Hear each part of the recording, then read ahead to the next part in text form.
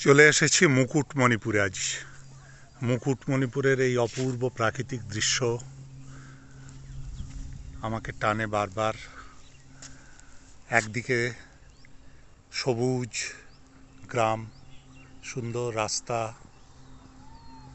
চারিদিকে জঙ্গল, পাহাড়, ছোট ছোট টিলা,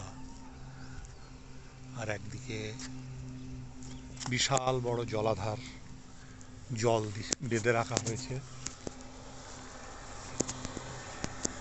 আজকে অ্যাকচুয়ালি এই জায়গাটাতে আজকে পারমিশন নেই। এই জায়গাটায় আজকে যেহেতু ছুটির দিন, 25শে বৈশাখ, আজকে এই জায়গাটাতে কাউকে আসতে দেয় না। কিন্তু ওই যে হাজার কষ্টের মধ্যেও আমাদের কিছু কিছু ছাড় আছে।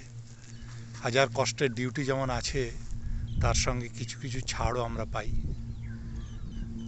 নিজের পরিচয় দেখানোর পরে ওনারা আমাকে অ্যালাউ করেছেন, বলেছেন যে যান, আপনি দেখুন, আপনার জন্য ছাড়, সাধারণ মানুষের জন্য ছাড় নেই। ফলে পুরো ফাঁকা জায়গাটা, পুরোপুরি ফাঁকা। একটা দিকে রাস্তা, এই রাস্তাটা অনেক বড়, এইটা আমাকে খুব টানে।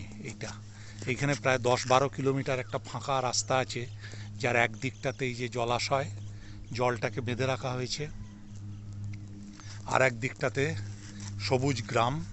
প্রয়োজন মতো সেই জলটাকে ইউজ করা হয়, জলটাকে ছাড়া হয় এবং সেখানে চাষবাস করা হয় সেই জল দিয়ে।